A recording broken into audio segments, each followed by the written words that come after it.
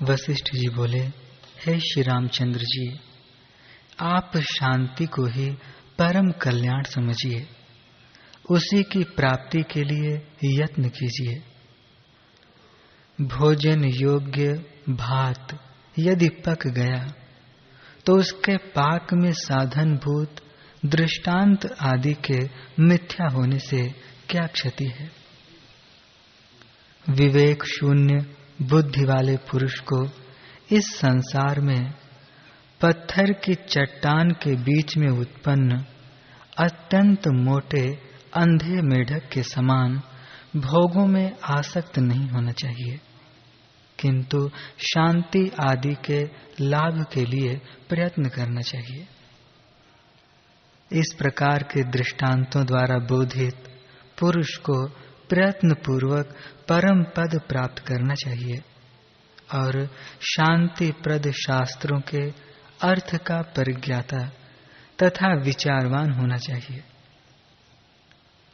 सत शास्त्रों के उपदेश, सज्जनता, बुद्धि, शास्त्रज्ञ और आत्मज्ञानियों के समागम से पूर्व अंतरंग साधन क्रम से युक्त धर्मों, गुरु सेवा आदि के उपयोगी धनों और शास्त्र के तात्पर्य विषयीभूत अर्थों के उपार्जन रूप कर्म में तत्पर बुद्धिमान पुरुष को तब तक विचार करना चाहिए जब तक कि पुनः नष्ट न होने वाली शांतिमय आत्म विश्रांति प्राप्त नहीं हो जाती। जो पुरुष सप्तम भूमिका प्राप्ति रूप विश्रांति सुख से युक्त है और संसार रूपी समुद्र के पार हो चुका है, वह चाहे जीवित हो चाहे जीवन रहित हो, गृहस्थ हो या यति हो, उसको ऐहिक फल और पारलौकिक फल कृत या अकृत कर्म से प्राप्त नहीं होते और श्रवण मनन रूप मन के विक्षोभों से उसका कोई प्रयोजन नहीं है। वह मंदराचल रूप मंथन दंड से रहित समुद्र के समान स्वस्थ रहता है।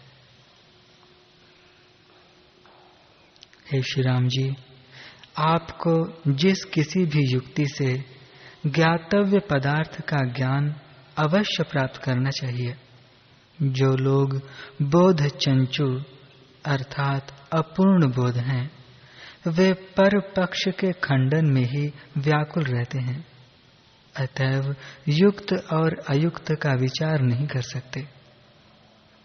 हृदय रूपी संविदाकाश में विश्रांत अनुभव स्वरूप आत्मरूप वस्तु में जो अनर्थ बुद्धि करता है, वह पहला बोध चंचु है। भाव यह है कि ज्ञान के फल को जो अनर्थ रूप से समझे, वह पहला बोध चंचु है। जैसे निर्मल आकाश को मेघ मलिन कर देता है, वैसे ही अभिमान मूलक कुतर्कों से ज्ञान और उसके साधनों को विकल्पित करता हुआ जो मूर्ख अपने आत्मभूत बोध को अंतःकरण में मलिन करता है, वह द्वितीय बोध चंचु है। जैसे संपूर्ण जलों का आधार समुद्र है, वैसे ही संपूर्ण प्रमाणों के प्रामाण्य का आधारभूत प्रत्यक्ष ही मुख्य तत्व है। इसलिए उस प्रत्यक्ष को ही तत्वतः आपसे कहता हूँ, उसे सुनिए।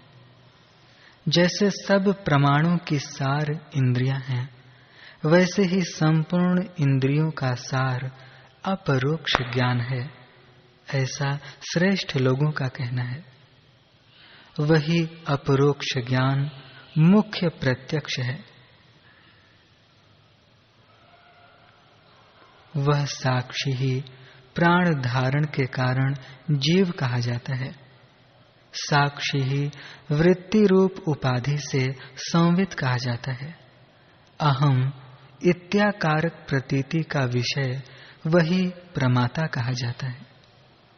वही साक्षी जिस विषयाकार की वृत्ति से आवरण भंग होने पर आविर्भूत होता है वह पदार्थ अर्थात विषय कहा जाता है। इस प्रकार साक्षी ही क्रम से त्रिविधता को प्राप्त होता है। जल जैसे तरंग आदि के रूप में प्रकाशित होता है, वैसे ही वही परमात्मा नामक अद्वितीय, नित्य, सर्वव्यापक, सर्वावभासक चैतन्य ही विविध भ्रमों को करने वाले संकल्प विकल्प प्रधान अंतःकरणों से जगत के रूप में प्रकाशित होता है। सृष्टि के पूर्व में वह साक्षी एक और अकारण रूप से विराजमान था। तदुपरांत सृष्टि आरंभ में सृष्टि लीलावश सृष्टि भाव को प्राप्त हुआ। उसने अपने स्वयं ही कारण भाव का आविर्भाव किया, अर्थात आप ही अपना कारण हुआ।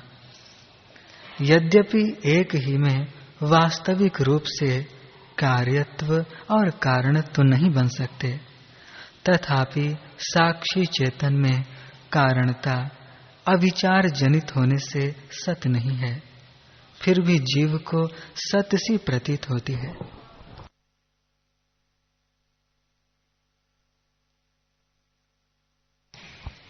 इस अज्ञान संवलित आत्मरूप प्रकृति में जगत अभिव्यक्त हुआ है। इस प्रकार यह जगत आरोपित है। विचार से उत्पन्न आत्म साक्षात्कार भी अपने से उत्पन्न परमार्थ रूप से अपने से अभिन्न ही जगत रूप शरीर को अज्ञान के विनाश द्वारा विनष्ट कर तत्वज्ञ पुरुषों को आत्मभूत, अनावृत, अपरिच्छिन्न परम पुरुषार्थ को प्राप्त कराता है। जब विचारवान पुरुष आत्माकार हो जाता है, तब विचार भी निवृत्त हो जाता है। तब निरुल्लेख अर्थात शब्द आदि का अविषय एकमात्र ब्रह्म ही अवशिष्ट रह जाता है।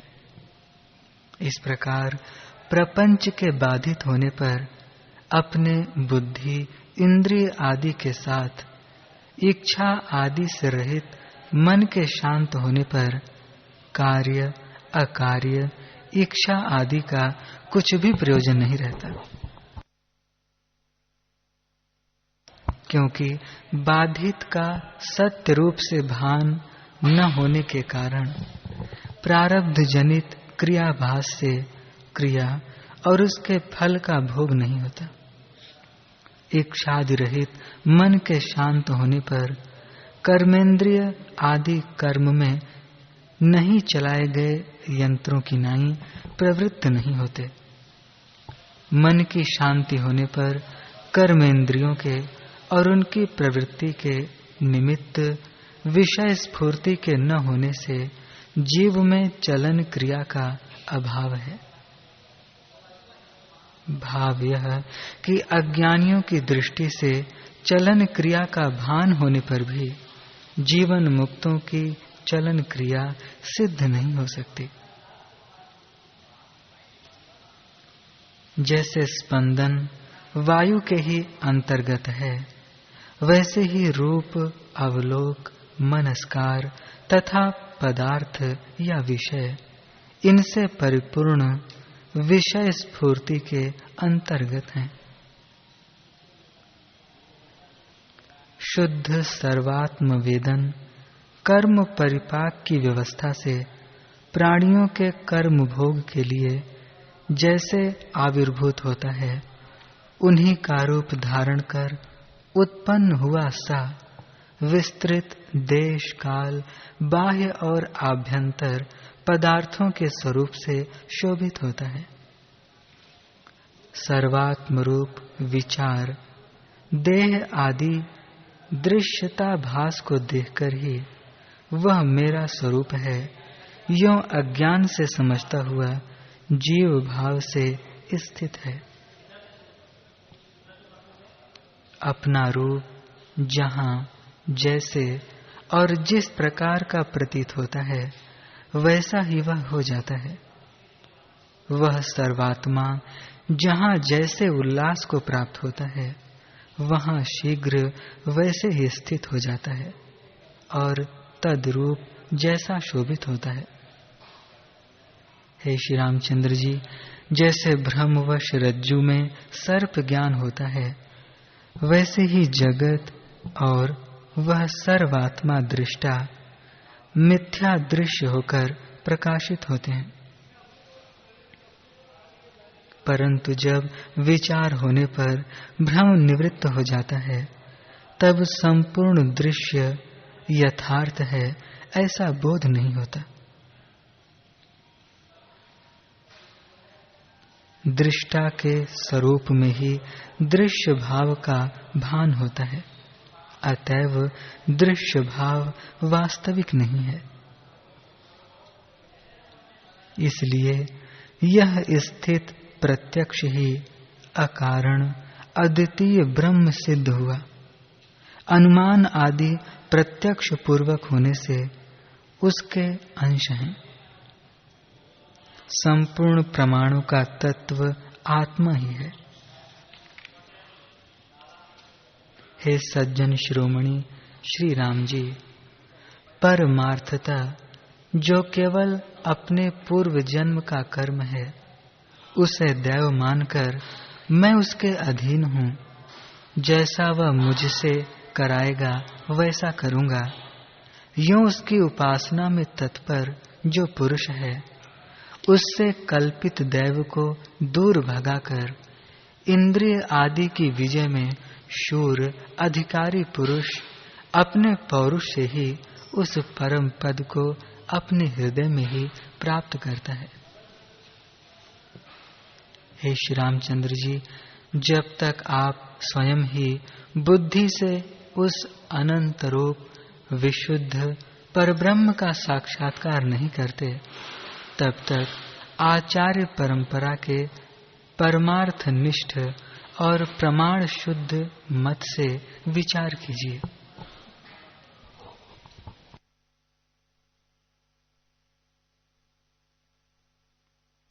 हे श्री रामचंद्र जी, पहले आर्यों के संसर्ग से प्राप्त उपदेश, आचरण, शिक्षण और युक्ति द्वारा बुद्धि को बढ़ाना चाहिए। तदनंतर आगे कहे जाने वाले महापुरुष के लक्षणों से अपने में महापुरुषता का संपादन करना चाहिए। यदि संपूर्ण गुण एक पुरुष में न मिले, तो इस संसार में जो पुरुष जिस गुण के द्वारा उन्नत प्रतीत होता है, वह उसी गुण के द्वारा दूसरे पुरुषों से विशिष्ट गिना जाता है। अतः उस पुरुष से शीघ्र उस गुण को प्राप्त कर अपनी बुद्धि को बढ़ाना चाहिए। हे श्री राम जी, शम आदि गुणों से परिपूर्ण यह महापुरुषता यथार्थ ज्ञान के बिना किसी प्रकार की सिद्धि से प्राप्त नहीं होती। जैसे वृष्टि से नवीन अंकुर बढ़ते हैं, वैसे ही आत्म सुख के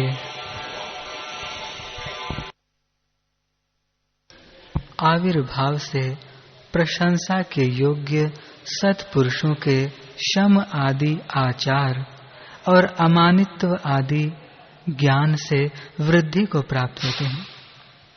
जैसे अन्नात्मक घृत आदि से युक्त यज्ञों से धान आदि अन्नों की हेतु वृष्टि की अभिवृद्धि होती है, वैसे ही शम आदि गुणों से उत्तम ज्ञान की अभिवृद्धि होती है। जैसे कमल के सौंदर्य और शोभा आदि गुणों द्वारा सरोवर की और जल के शीतलता आदि गुणों द्वारा कमल की परस्पर वृद्धि होती है, वैसे ही शम आदि गुणों की ज्ञान से और ज्ञान की शम आदि गुणों से परस्पर अभिवृद्धि होती है।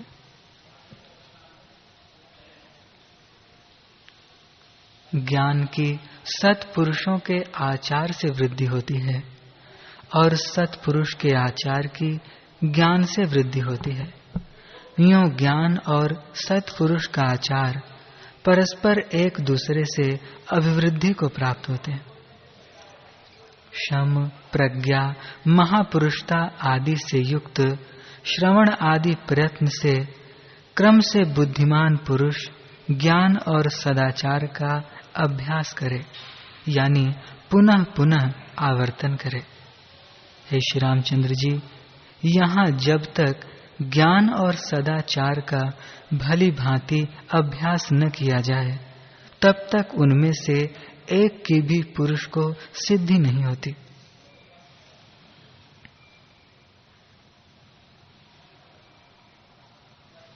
हे रघुकुल तिलक, जैसे मैंने इस प्रकार के इस सदाचार क्रम का आपको उपदेश दिया है, वैसे ही इस समय आगे के प्रकरण में ज्ञान क्रम का आपको भली भांति उपदेश देता हूँ। हे श्री राम जी, यह शास्त्र कीर्ति देने वाला, आयु बढ़ाने वाला और पुरुषार्थ रूपी फल देने वाला है। बुद्धिमान पुरुष को इस शास्त्र का इसे जानने वाले हितैषी गुरु से श्रवण करना चाहिए।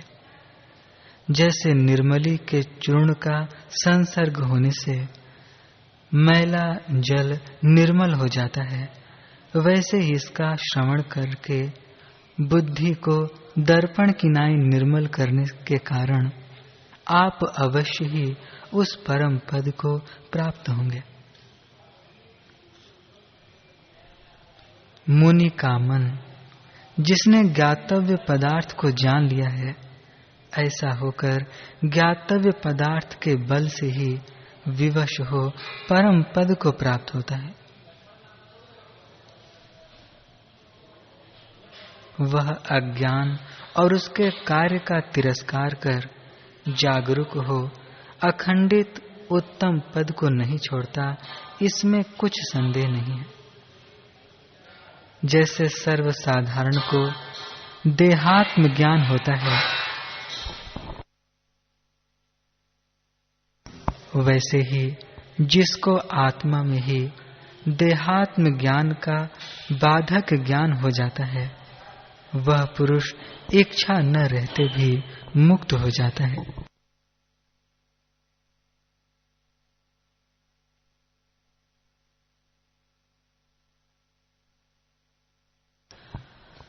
हरि ओम।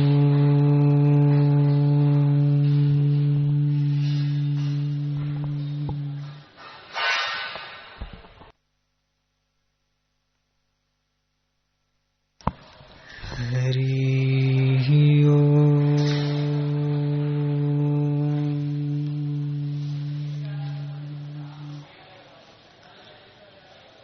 हरि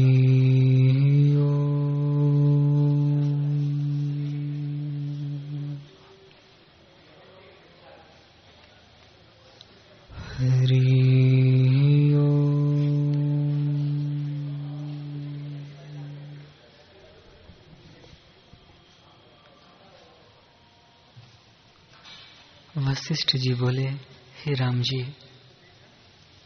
मन के सब अर्थ रूपी तृणों को ज्ञान रूपी अग्नि लगावे और वैराग्य रूपी वायु से जगावे। जब इन तृणों को भस्म कर डालोगे, तब तुम परम शांति को प्राप्त होगे। मन के जलने से परम संपदा प्राप्त होती है, इससे भिन्न सब आपदा है। मन का उपशम करने में ही कल्याण है।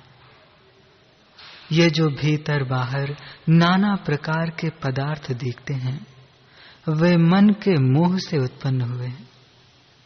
जब मन उपशम को प्राप्त होता है, तब मनुष्य, पशु पक्षी, देवता, पृथ्वी आदि नाना प्रकार के प्राणी सब आकाश रूप हो जाते हैं। हे राम जी, यह सब ब्रह्म है।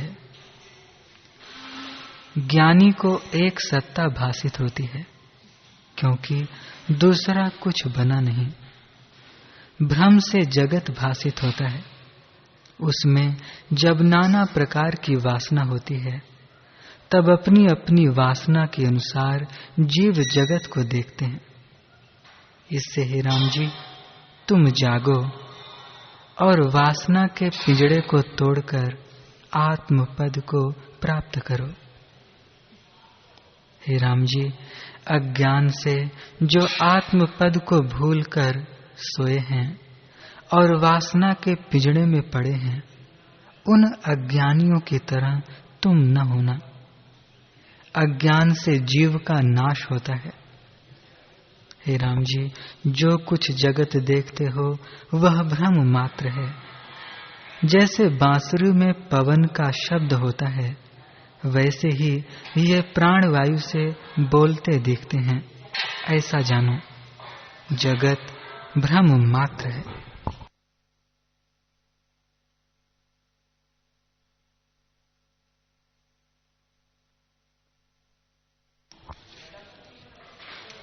हे राम जी, जैसे मनोराज्य से मन में जगत स्थित होता है, वैसे ही ये पर्वत, नदियां, देश, काल, जगत भी जानो। इससे इस जगत भ्रम को त्याग कर अपने स्वभाव में स्थित हो। यह जगत भ्रम से उदय हुआ है, विचार से नष्ट हो जाएगा और तुमको परम शांति प्राप्त होगी। जगत की तब तक प्रतीति है जब तक स्वरूप का साक्षात्कार नहीं हुआ। जब आत्मानुभव होगा तब जगत रस से युक्त कभी न भासित होगा। आत्मज्ञान होने पर जगत का अभाव हो जाता है।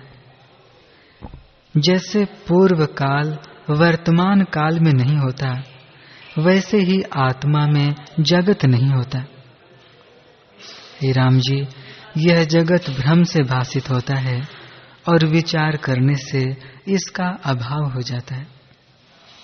आत्मा में जगत के पदार्थ कोई नहीं, मन के संकल्प से भासित होते हैं। जिस पुरुष का मन सूक्ष्म हो गया है, उसको जगत स्वप्न जान पड़ता है। जिसका मन उपशम को प्राप्त हुआ है, वह पुरुष मौनी है। वह निरोध पद को प्राप्त हुआ है और संसार समुद्र से तरकर कर्मों के अंत को पहुंच गया है। उसको पहाड़, नदियां आदि से युक्त संपूर्ण जगत लीन हो जाता है। अज्ञान के नष्ट होने से विद्यमान जगत भी नष्ट हो जाता है।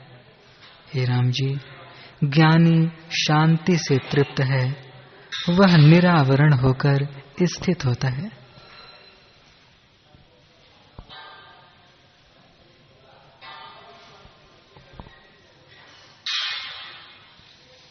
हे राम जी, यह जगत जिस अविद्या से है, वह अविद्या भी कुछ वस्तु नहीं।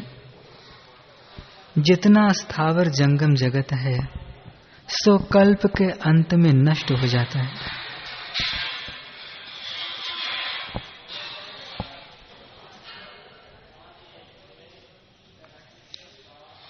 हे राम जी, संपूर्ण जगत ब्रह्म रूप है। दृश्य भी कुछ दूसरी वस्तु नहीं। जैसे समुद्र ही तरंग और आवर्त रूप होकर भासित होता है, वैसे ही अनंत शक्ति होकर परमार्थ सत्ता ही स्थित है। मैं और तुम आदि जगत के पदार्थ सब स्फुरण मात्र हैं। केवल ब्रह्म अपने आप में स्थित है। हमको तो सदा वही भासता है। हे राम जी, आत्मा में यह जगत न उदय होता है और न अस्त होता है। सदा ज्यों का त्यों निर्मल शांत पद है।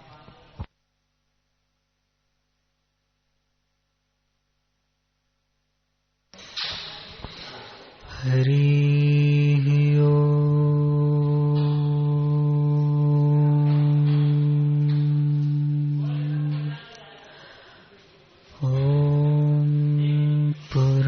पूर्णमदः पूर्णमिदं पूर्णात् पूर्णमुदच्यते